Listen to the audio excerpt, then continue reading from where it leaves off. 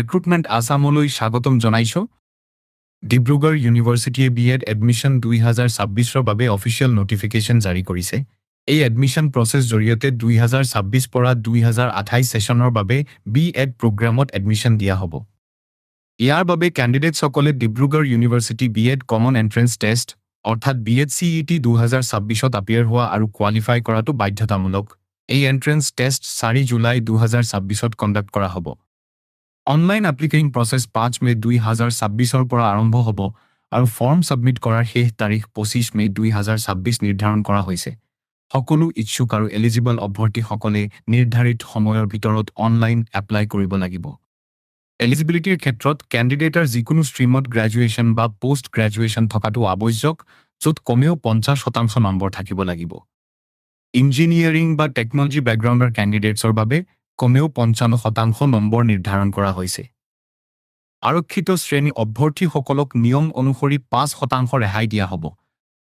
Application ফি 1050 টকা নিৰ্ধাৰণ কৰা হৈছে, যাৰ পৰিশোধ কেৱল অনলাইন মাধ্যমেৰে কৰিব পাৰি। ছিলেকশ্যন প্ৰচেছ দুটা ভাগত বিভক্ত হ'ব।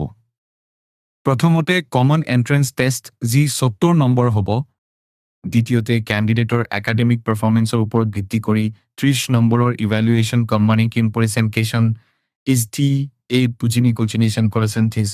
CDC কেণ্ডিডেটৰ একাডেমিক পাৰফৰ্মেন্সৰ ওপৰত ভিত্তি কৰি 30 নম্বৰৰ ইভ্যালুৱেশ্যন এক্সাম পেটাৰ্ণ অনুসৰি প্ৰশ্নসমূহ general English, general knowledge, reasoning, numerical ability আৰু টিচিং এপ্টিটিউডৰ পৰা সোধা হ'ব। পৰীক্ষাৰ সময়সীমা 1 ঘণ্টা 30 মিনিট হ'ব। এপ্লিকেশ্যন প্ৰচেছ সম্পূৰ্ণৰূপে অনলাইন মোডত হ'ব।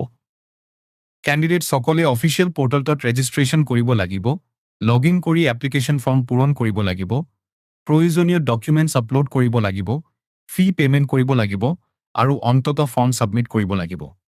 ভৱিষ্যতৰ বাবে এপ্লিকেশ্যন ফৰ্মৰ প্ৰিণ্ট আউট ৰাখি থকাটো অতি জৰুৰী। এই কথা মনত ৰখাটো অতি গুৰুত্বপূৰ্ণ যে CET কোৱালিফাই নকৰাকৈ কোনো কেণ্ডিডেট বিএড প্ৰগ্ৰামত এডমিশ্যন দিয়া নহ'ব।